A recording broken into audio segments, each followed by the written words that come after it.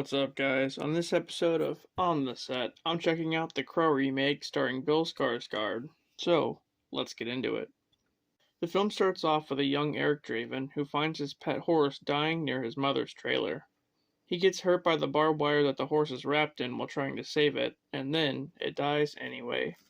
After that, we meet Shelly, who gets a call from her friend Zadie about a video that's been released featuring the two of them, and she says that someone named Roeg is coming for them. Just then, her friend gets kidnapped by Roeg's assistant Marion and some henchmen. Here we're introduced to Roeg, a crime boss of sorts who has a connection to the underworld. He apparently sold his soul and kills innocent people in exchange for immortality. Roeg taunts Zadie and then whispers something into her ear, which makes her kill herself. After that, we meet back up with Eric, who's now living in a psychiatric facility. One of Roeg's henchmen chases after Shelly, and as she runs from him, she bumps into some police officers, hoping they will help. It deters the henchmen, but they end up arresting her after they find drugs in her bag. Then, Shelly gets taken to the same facility that Eric's at. Eventually, the two of them meet and start to fall fast for each other.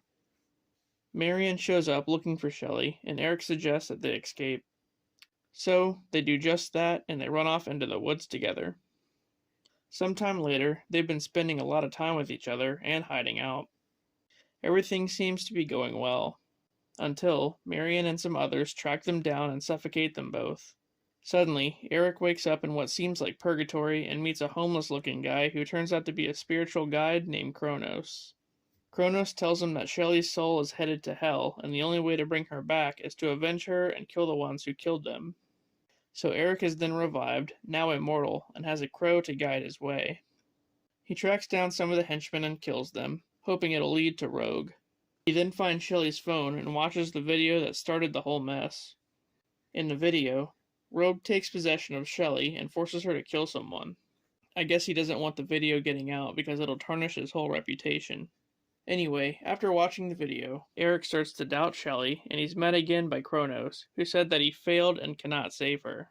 But just then, he makes a deal to trade his soul for hers, which means that if he saves her, they can never be together again. With all that being said, Kronos gives him another chance, and Eric returns to the world, killing off more henchmen. He arrives at an opera where Marion and some others are attending. This is a great scene. Eric mows through a mob of them and cuts Marion's head off. Finally, he learns the location of Roeg's mansion and confronts him. After an intense scene, Roeg tries to possess Eric, but he fights him off, sending them both to the Purgatory world. Once there, Eric beats the living hell out of Roeg, and demons pull him down into hell. Afterward, Shelly returns to the land of the living and says one last goodbye to Eric, who must now remain in the afterlife. The end. Wow, this one was pretty epic. A lot of people doubted this movie, but I thought it was pretty great. What a fresh restart to the franchise. And it did the comic well, too. Skarsgard, well, he did it again. Good job, sir. I also like Danny Houston and, formerly known as Twigs, as well. Overall, this was a great remake. And those fight scenes, wow. Anyway, alright guys, that was a Crow remake. It was pretty great. I highly suggest you go and see it.